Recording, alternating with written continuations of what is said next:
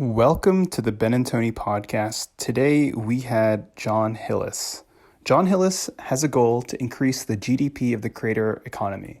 He was previously a director of product for shoppers at Instacart, where he helped millions of people earn money independently online for the first time.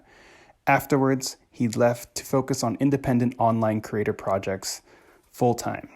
He's since established Capital.community, which provides early-stage funding and resources for creators and platforms to help them succeed. And he's also building Creator Cabins, a community of remote cabins for remote workers in the Texas Hill Country near Austin. Now, Jon is on a mission to push forward the creator economy. With creative cabins, creative co-ops, and creative fellowship, he is absolutely filled with ideas about how people can work together. His ideas are fascinating and provide insight into the future. And if you look at his background, most crazily, as the head of the Boy Scouts, you can see he has brought passion, empathy, and dedication to every single one of his pursuits. I hope you'll enjoy this one. This was a really great conversation, and I particularly enjoyed the discussion in the final third, where we spoke to Jonathan's ambition to build a decentralized city and all of the dynamics that sit around that. This is a project he's already kicked off through his work building creator cabins, and one that I'm personally really excited to see come to fruition. And we're very, very excited to be sponsored by the Making Lemonade Fund, Gen Z's fastest growing fundraiser, supporting COVID-19 relief, pediatric cancer, and a bunch of other great causes. Get behind them over at makinglemonadefund.com and sponsor Made by our very own Jesse K.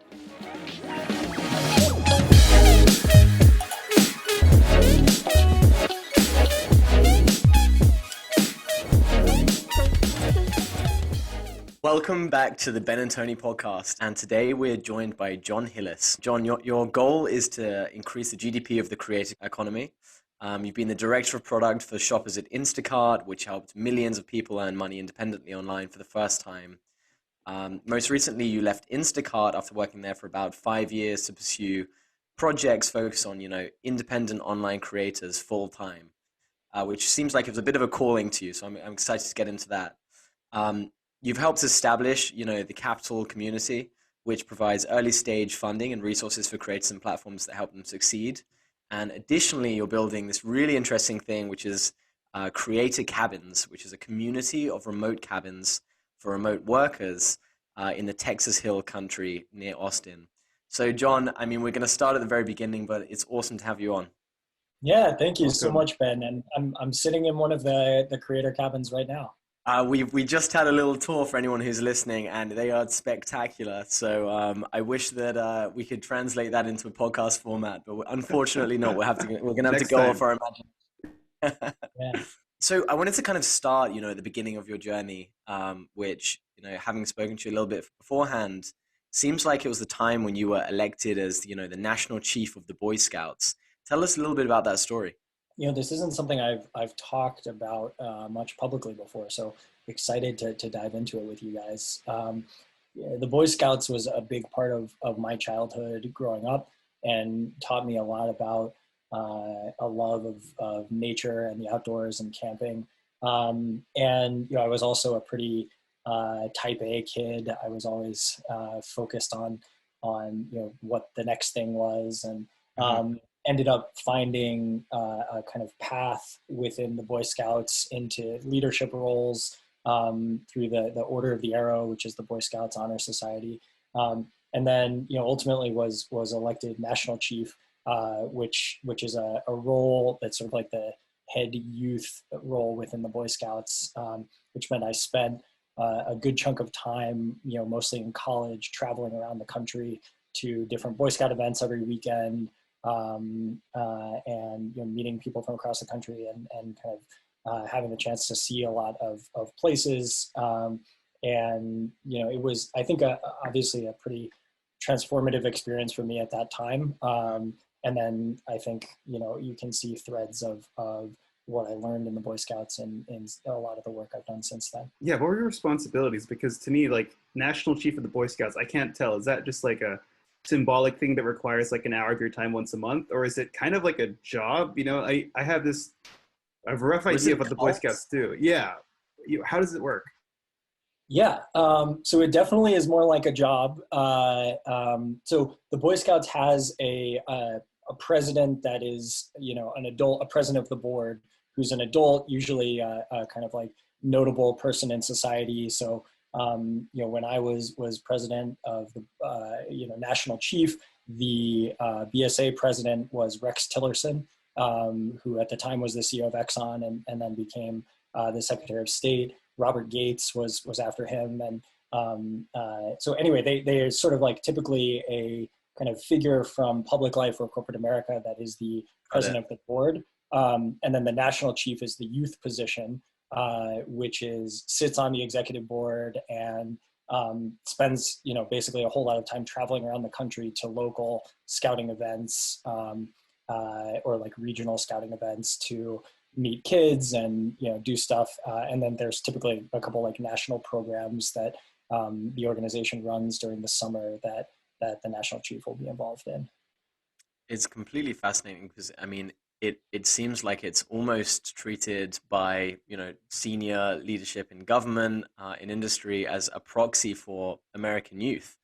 Yeah, absolutely. And, I think the dynamic here has evolved, certainly. I think at, the Boy Scouts peak in terms of membership was in the 1970s. And at that point in time, I think Americana and the Boy Scouts of America were virtually indistinguishable.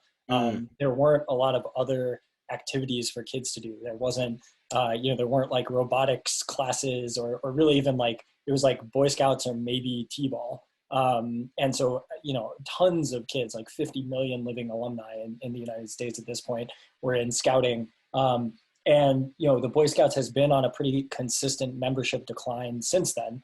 And a lot of the program has been trying to kind of figure out how to reverse that.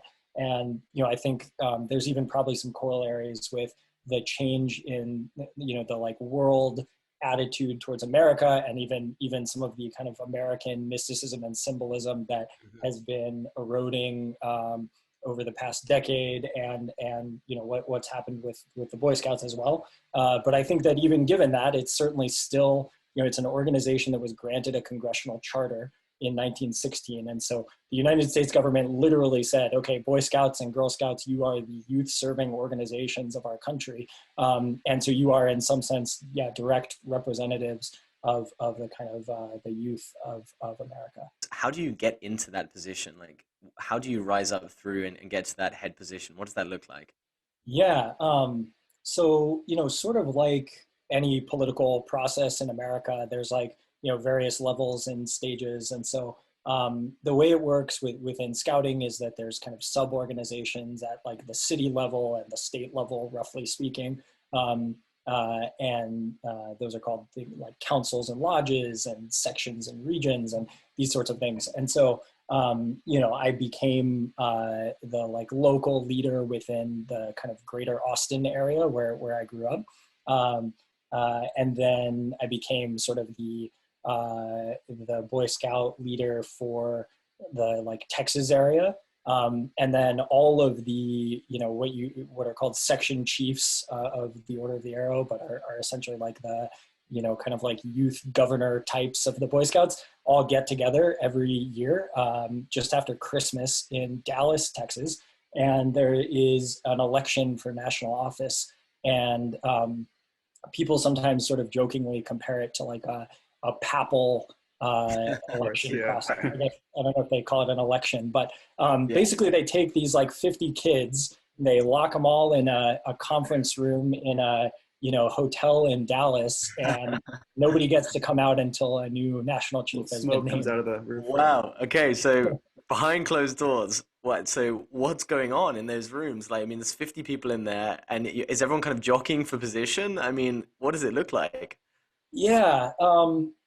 So, it's a whole political process, and it involves speeches and rounds of voting. And thing about the Order of the Arrow, this honor society, and about the Boy Scouts in general is that it is a very youth-led organization. And so part of the premise is that there are no adults in the room. And, the real goal is to have youth leaders electing youth leaders. And so what that process looks like is sort of dictated by the kids in the room, but it essentially involves a series of speeches, and then sort of culling down from maybe 20 people are running initially, and then it gets cut down to 10, and then 5, and then 2, and then 1, and then there's also a vice chief that's elected, and a couple other positions. But it's basically you're just giving speeches to a room full of kids about what you believe the organization should be doing and working on and representing, and then trying to convince everybody that you're the right person for the job. What were some of the wild tales from your experience? Sounds like it's quite a responsibility. I'm sure that led you to a lot of interesting situations. Yeah, it did. On one hand, I sort of missed some big chunks of the kind of traditional college experience. I feel like I still got them, but I was on the road every weekend for a year and almost 2 years even, counting some of the other roles that I had after my term. And what that meant was that, I was taking like pretty much only Tuesday and Thursday classes, and then I would travel, Friday to Monday for the most part. And I'd go around to local events, and I got to do everything from, go to a local camp and hang out for the weekend with kids there to, go to DC for a week and meet the president at the time, Obama, and a lot of other folks within the cabinet as part of something called Report to the Nation, which is because the Boy Scouts has a congressional charter, there's actually reporting requirements. You have to send a delegation of people to DC every year to kind of let the leaders of government know how the organization's doing. So the Boy Scouts are currently declining. Does America need a youth organization like this? Yeah, I think that's a really important question, and I think the answer is a resounding yes. I think the form and the structure of that organization is going to need to continue to change over time. And change is really hard for 100-year-old organization, particularly one that is, populated with a lot of folks who have been doing it their whole lives. And it is an organization that's very built around traditions and ways of doing things. And those can be really hard to change. And a big part of my transition, in my time in scouting was realizing around the time that I was starting to engage with these national Boy Scout offices that I really loved the program, and the program had taught me a tremendous amount about the outdoors and about leadership and about working with people. But it also had some real flaws. At the time, the Boy Scouts of America did not allow LGBTQ members. And so, as I was kind of navigating this role, I was realizing that it was an organization that was really meaningful to me, but it was also one that I felt like needed to change. And that change was a really hard process. And I actually ended up starting an organization called Scouts for Equality, along with a guy named Zach Walls. And the two of us, along with an incredible team of leaders from across the country, came together to change the Boy Scouts policies towards LGBTQ members. And that change ended up happening, but it was a really hard process for the organization to go through. And I think that sort of change is something that scouting is going to need to continue to be really good at going forward in order to stay relevant. And what's your involvement right now? Because similarly, not the exact same thing, but I was in a fraternity in college, and to me, it's something that is a big part of my life. But I also know, I think, if I'm not mistaken, it was at least more common to join a fraternity in the 70s. There's a lot of scandals, just like with the Boy Scouts, about whether it's worthwhile to have it in 2021. But I still feel like there's value in me participating and being part of it. Do you consider Boy Scouts something that will remain with you for the rest of your life? Will you still be a participant in whatever conferences or whatever is happening right now? Yeah, I owe a tremendous debt of gratitude to scouting. And I think the fraternity analogy is a pretty good one. And scouting even thinks of itself as a fraternity in some ways, or at least as sort of a fraternal order. And I do feel a real desire to give back to scouting because of how much it shaped me as a kid. And I think some of that will happen directly through scouting, and some of that may happen in other forums where I can apply some of the learnings from scouting to help people. I think in terms of my personal involvement, there's sort of a typical trajectory for folks who have been in the sort of roles like the national chief role, that typically involves like very deep involvement in scouting, and then you sort of have a period, in your 20s and maybe early 30s where you step away from scouting a little bit, and then after you have kids, maybe you come back. And so I think I'm certainly in that ebb of not as much involved in scouting at the moment, and it's not something I would in any way like force my future children to do. But if they were interested in it, then that would be really exciting to get to sort of re-experience scouting or something like it through the lens of my kids. Yeah, being an all male essentially fraternity, some might say that that's outdated. It's unnecessary. There doesn't need to be that gender split. What would you say to that? Yeah, well, so scouting actually now does allow women. So Boy Scouts is a bit of a misnomer.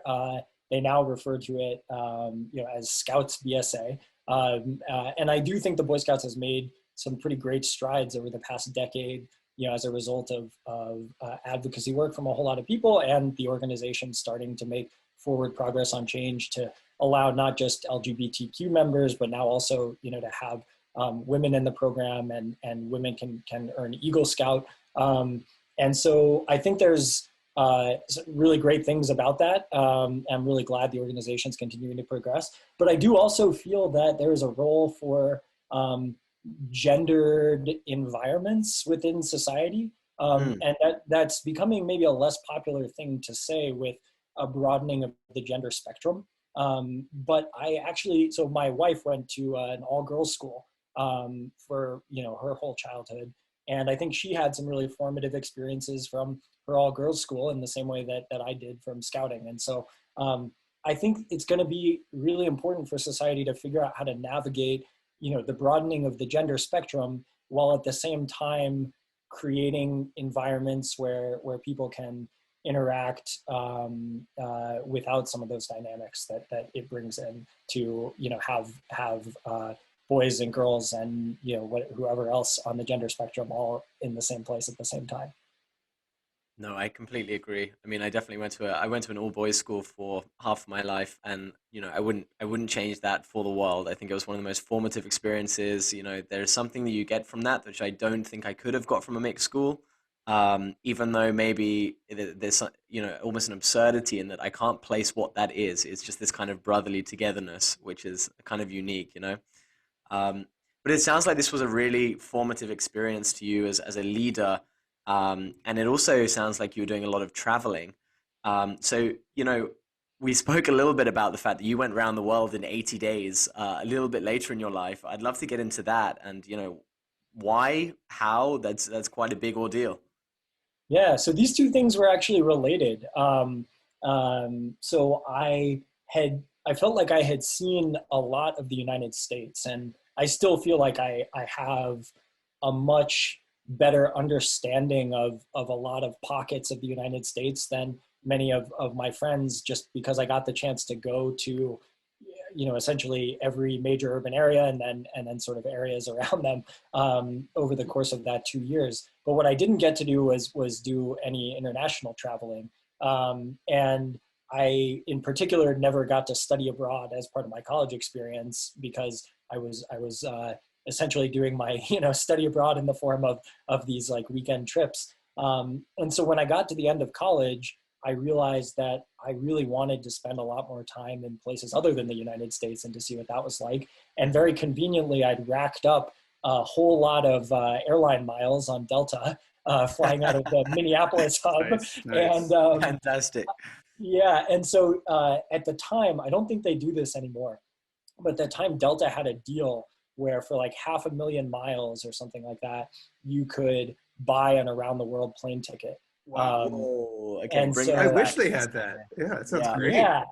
Yeah. So I just cashed in all of my miles, from all of my traveling for the Boy Scouts, and put it all in on an around the world plane ticket.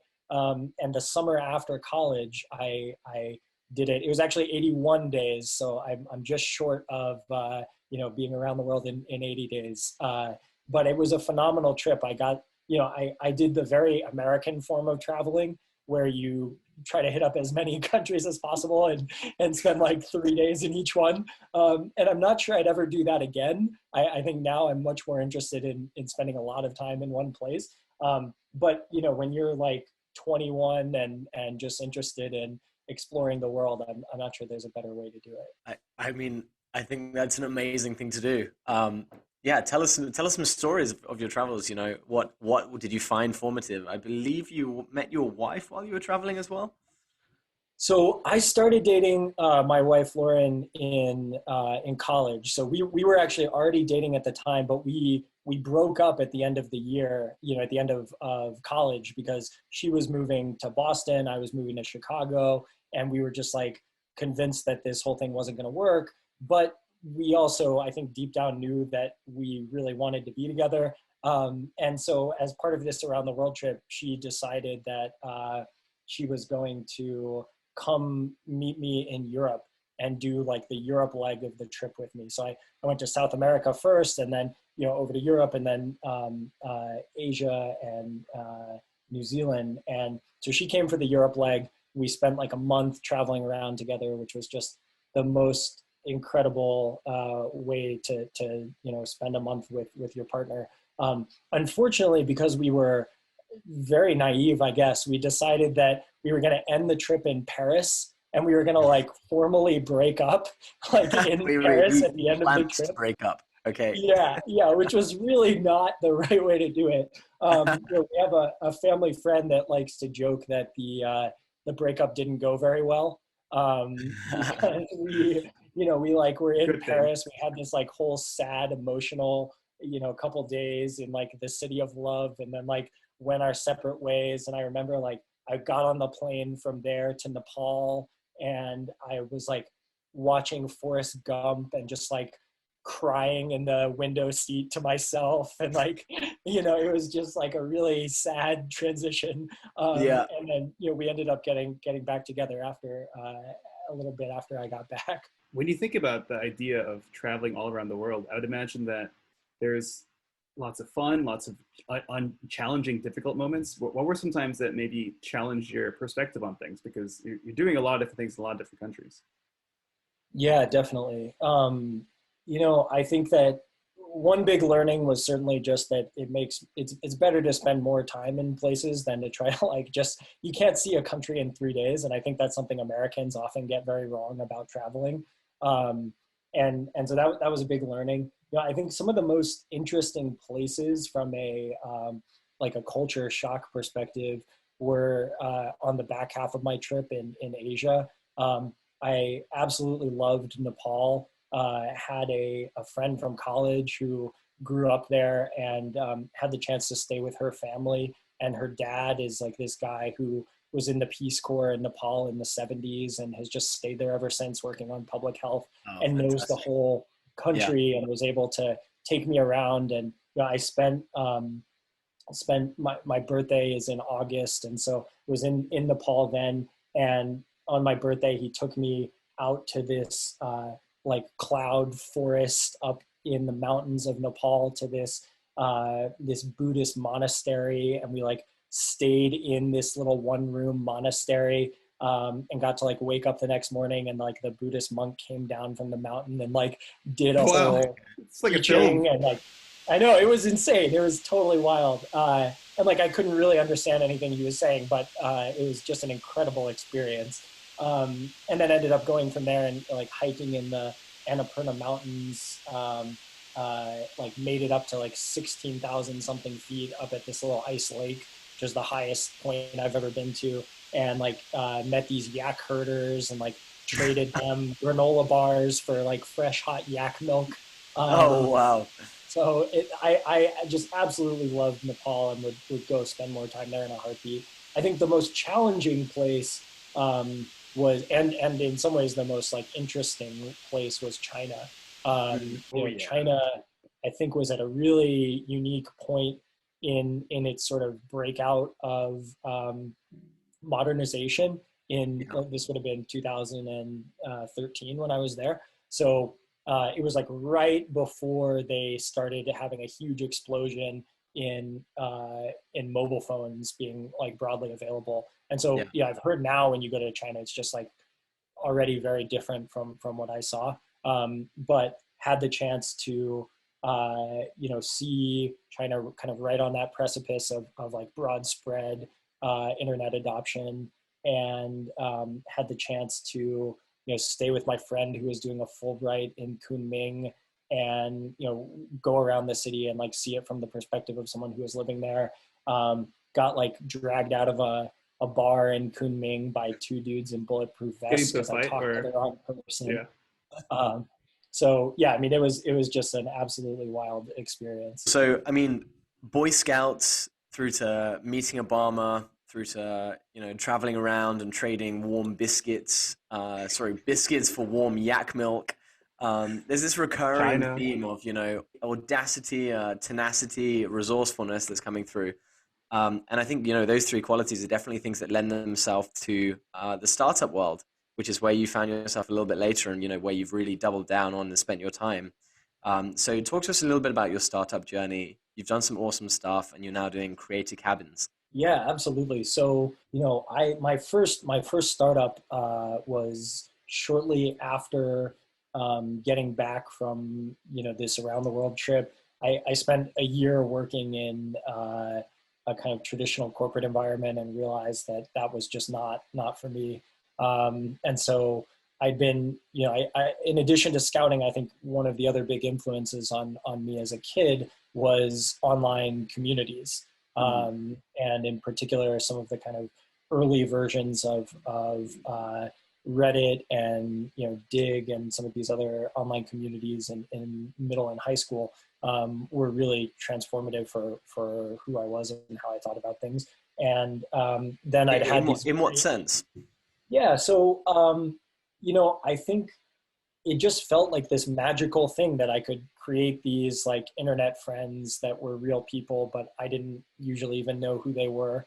And we could talk about things, and I could learn from them. And there was just this incredible pool of knowledge and information available. And it always felt like it was like, I was getting information about the world or sort of figuring things out. Often it felt like before other people, because I was tapping into this like global hive mind that was figuring things out and kind of at the forefront of some of the like very early parts of memes that ended up becoming much bigger. And I was not much of a contributor in these communities, to be clear. I was mostly a consumer. I was probably what would have been referred to as a lurker. But I was getting a tremendous amount of value from it and still interacting with and meeting people. And then I'd had these incredible in-person experiences with communities, both through scouting and in college. And I just felt like the world needed more of that. And so I started an online community, shortly after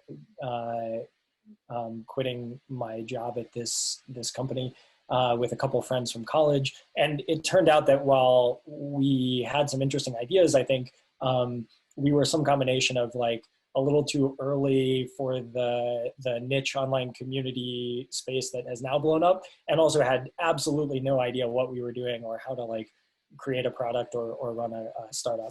So what was the idea? How would you have like pitched it to someone you'd met at that time? Yeah, absolutely. So, I mean, it was pitched as an online community for thought-provoking conversation, which it turns out is not really even like a niche, because everybody wants to have thought-provoking conversations.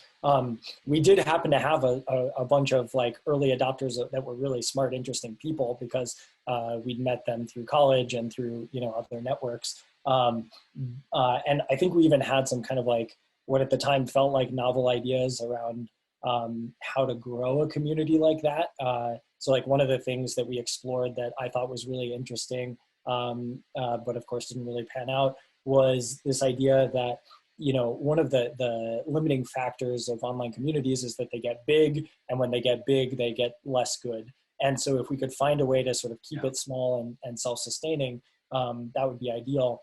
And so we created this structure where it was essentially like there was a monthly subscription fee to be a part of the community that went up based on the number of members in the community. So it like discouraged, new people Right. Yeah. joining beyond a point, or at least made the barrier to entry higher as the community grew. That's cool.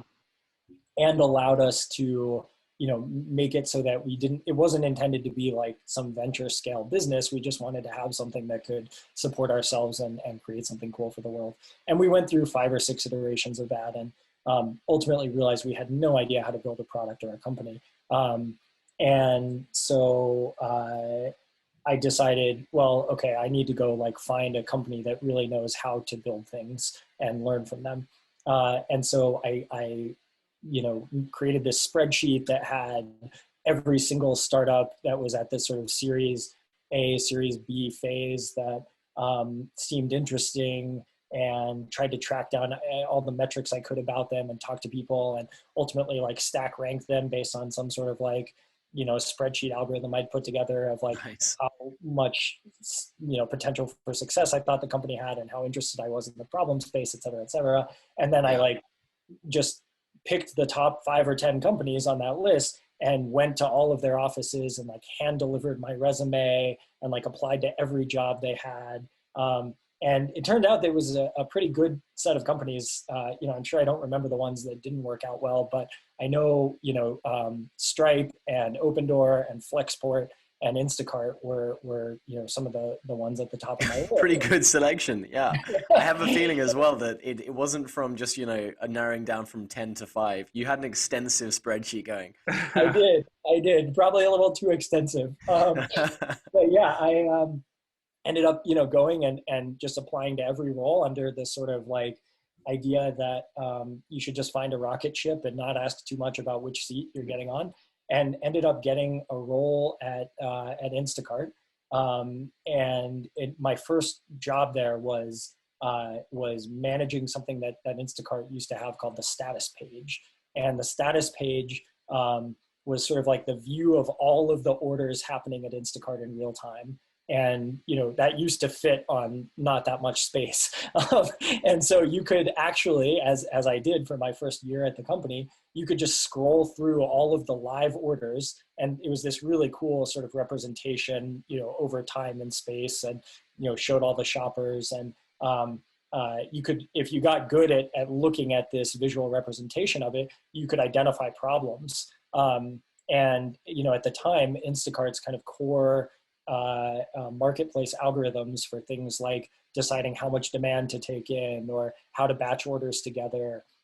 These sort of algorithms didn't work that well, and they required a lot of human intervention. And so my first job at Instacart was literally just like scrolling through all the live orders for like sometimes 12 hours straight and solving problems that were happening live in the system across, the like dozen or so markets that we were in. And it gave me a very deep understanding of how the core business worked, right? Because I really knew, like, I built an intuitive sense of how orders get batched together, how customer demand comes in, how shoppers operate, how customers think about things, what types of things people are ordering and where they're ordering them from. And that gave me, the ability to transition into eventually a product role, and then grow my product career at Instacart until I had accomplished the goal that I set out to accomplish of learning how to actually build and scale products. At which point I looked at myself and I said, okay, well, you told yourself you were going to come to the company and do this, and then once you did that, you were going to leave and go do your own thing again, and you kind of owe it to yourself to do that. And so that's what I did. I ended up walking away after having had the chance to work on some really interesting projects and meet a lot of great people and build some teams there. And now I'm off doing my own thing again. Well, what are the things that you think you take with you from the Instacart experience the most? Because it was an exciting time to be there. It's an exciting company, of course. Not everybody has a chance to be at a company like that. What are the main things that you think uniquely will stick with you forever? Just like you took something from the Boy Scout experience, of course, and from traveling around the world. What were the Instacart learnings? Yeah, there's a great, I think it's in a Paul Graham essay. He talks about how a startup is like just taking a career and just like compressing it way down into a smaller period of time. So like you can have like a 30-year career as like a post office worker, or you can like compress all that down into a couple years of like the same amount of stress, but with some bulk discount for doing it all at once. And that is certainly what the experience felt like. I felt like I got, a career worth of stress and learnings, just like compressed into 5 or 6 years. And so it's hard to really say like there was one thing that I learned, because every 6 months it felt like a new role and a new company. And I was able to go from, learning the very early ropes of product management to, leading product teams and trying to teach other people how to do that. And the learnings across that spectrum were very different. I think ultimately, if I had to like really try to boil it down to one thing, it would just be that people are what make up businesses. And ultimately, like the relationships that you form are the part that lasts and that matters. And, I think that applies both at the very like micro scale of like when you're getting things done, you can't just be focused on the outcome. You really have to think about the people as part of the process. And also now that I've left, right, I think I learned a tremendous amount about product development and how to grow a business. But what really sticks with me is the relationships and the people that I got to work with along the way.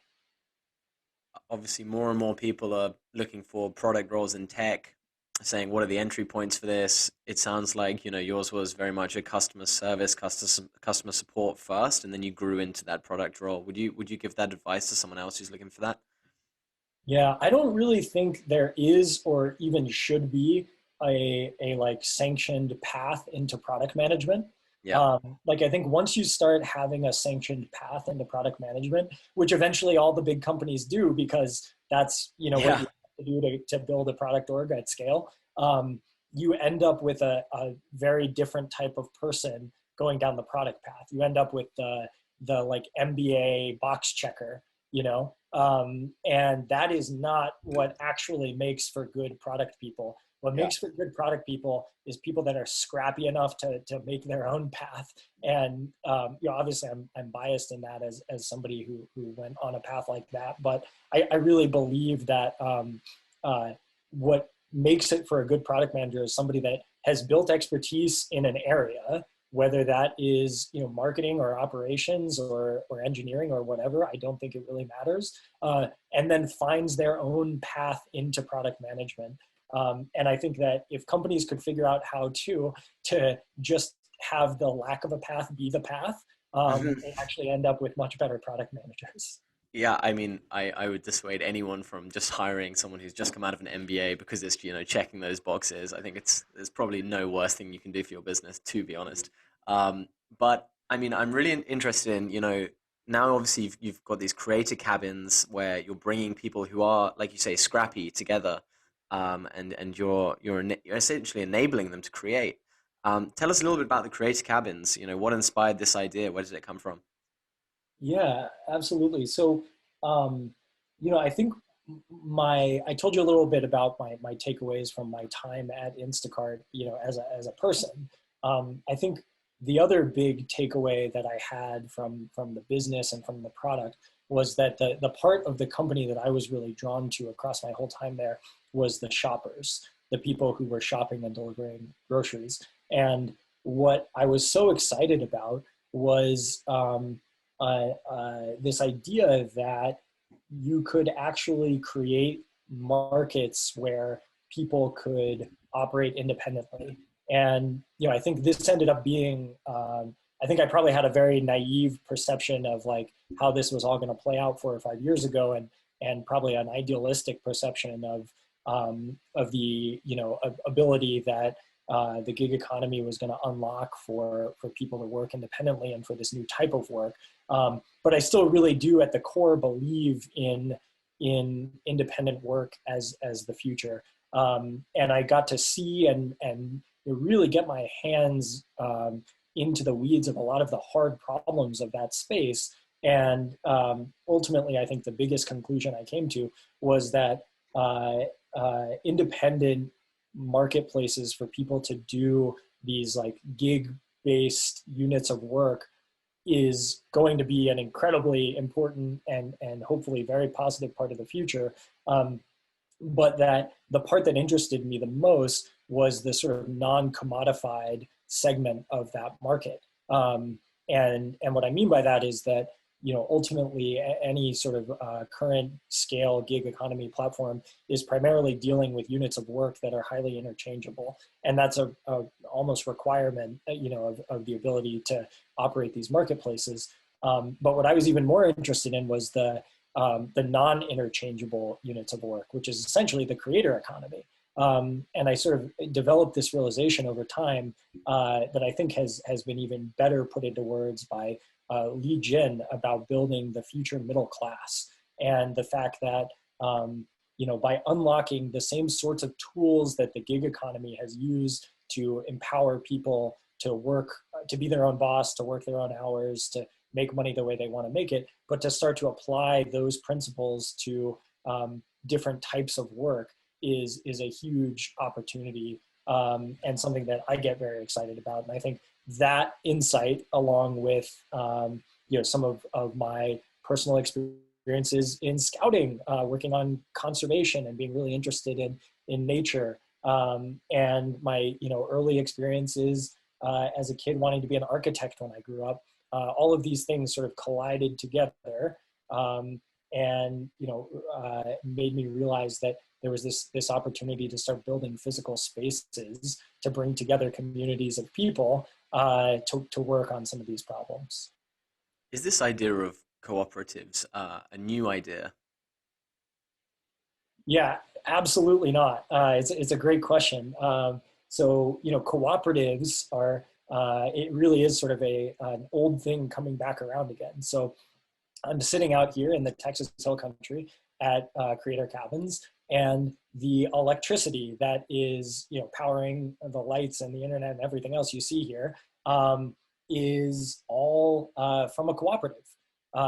It's the Pedernales Electric Co-op, and it was an example of the cooperative structure that formed in the kind of early part of the 20th century that was actually quite common at the time. And this one in particular is interesting because some of the historical roots of it are tied to Lyndon Johnson, who we're in Johnson, well, we're sort of just outside of Johnson City right now, which is where LBJ grew up. And some of his early role in politics as a congressman was electrifying the Texas Hill Country, which was one of the last places in the country to get electricity. Right. And the way that they did that was through cooperatives, because they were a great structure for organizing people and sort of getting everyone in the community to chip in to a common goal. And now, even today, all these years later, working with the Pedernales Electric Co-op is so much easier and better than working with your typical utility company. I'm putting in new electric lines for the new cabins right now, and I'm like, I can actually just get on the phone and call up Sonia at PEC and like talk to her. And the reason for that is because the only end user of the cooperative, the only group that they're beholden to, is the actual ratepayers and users of the network. And so I think cooperatives are a tremendously interesting historical structure that really is coming back around in the context of the internet. And I think even a lot of the kind of current thinking around decentralized governance structures in sections of the internet, like the folks thinking about crypto, is ultimately has some deep roots in the cooperative movement of the early 20th century.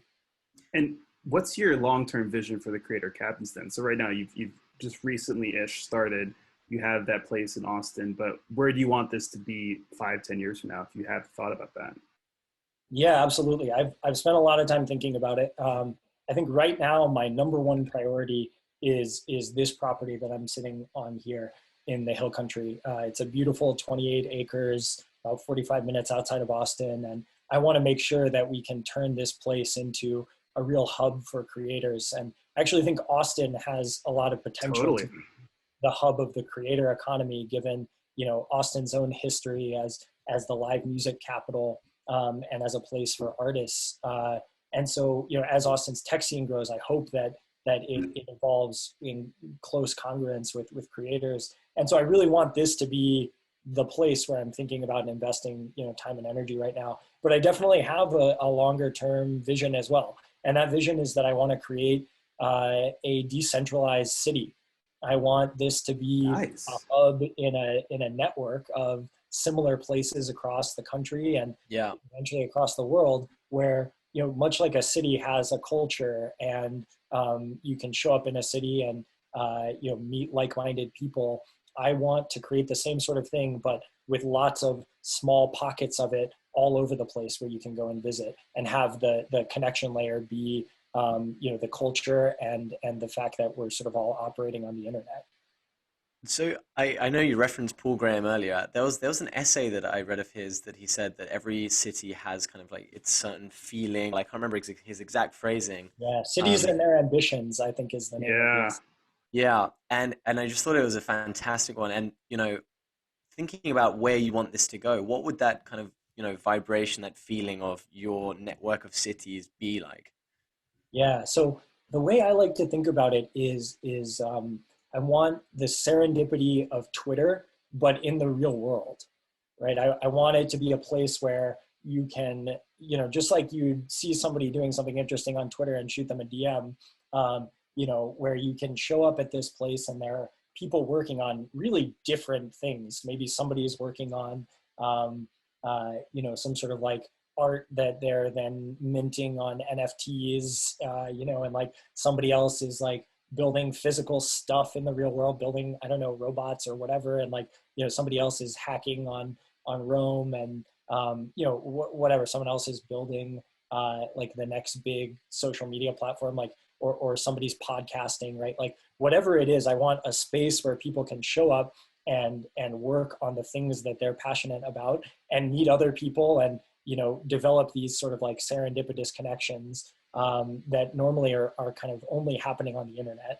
or in like these sort of scenes that emerge within cities. I think there's an opportunity to kind of bring those two things together and to have the physical serendipity of cities, but like, multiplied by the like internet serendipity of Twitter. I mean, there's so much to unpack in it, right? I'm always, when I hear about this kind of ambition, I always think, okay, a lot of cities have been built around the natural resources in that area, around a culture that region maybe has. How do you think about your city, which will be kind of decentralized, interacting with the local areas, and how it kind of plays against that?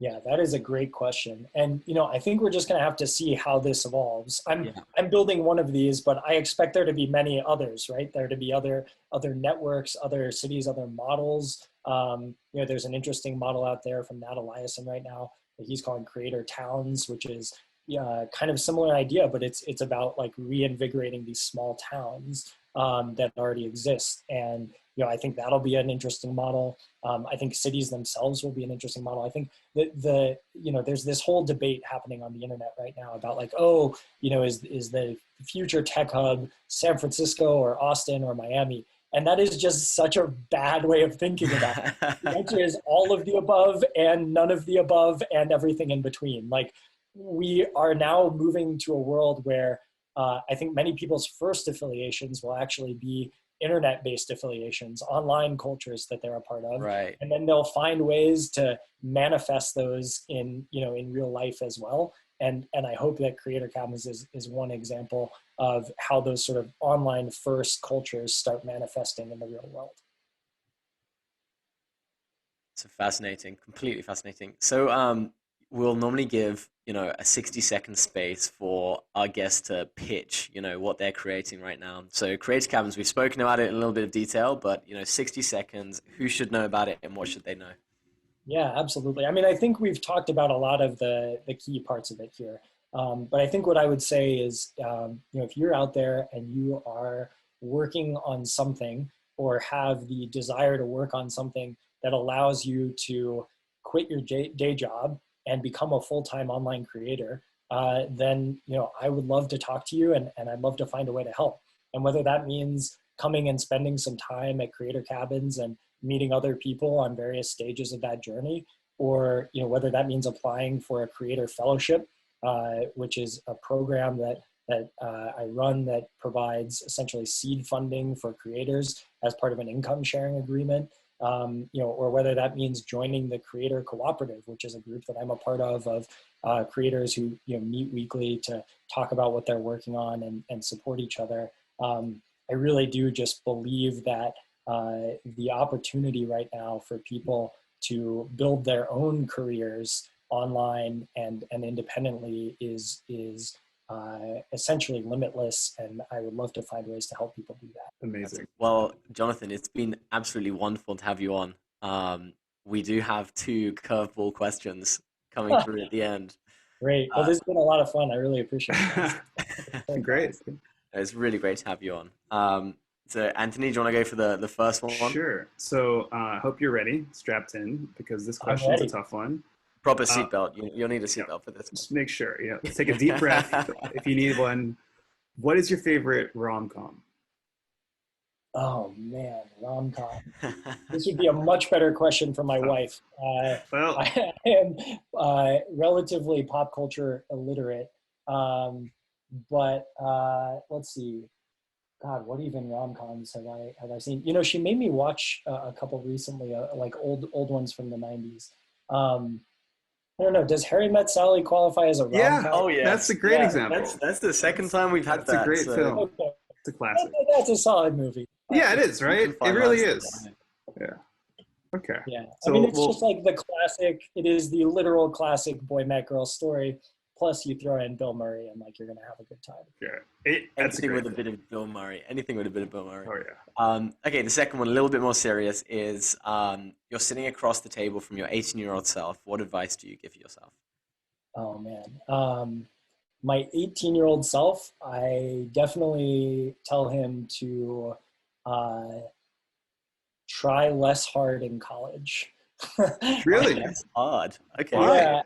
By that, what I mean is, I think you've probably been able to tell from this conversation that I have been a pretty type A person for a lot of my life, and I think have become probably a little more chill over time. But at that point in time was just like very goal focused, achievement focused, success focused. And I think what I missed in that was I spent a whole lot of time in college, like, not just traveling around all this Boy Scout stuff, but like I double majored and I, pushed myself really hard academically. And then got out of college and realized that like nobody ever cares about your GPA or what you majored in ever again.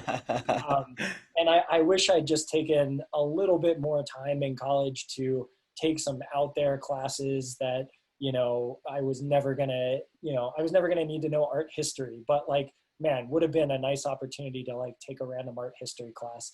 Not worry so much about, my majors and my grades. And I don't think people tell 18-year-olds that enough. And I certainly feel like that's something I could have heard more of at 18. Well, Jonathan, it's been awesome to have you on. Thank you, Jonathan.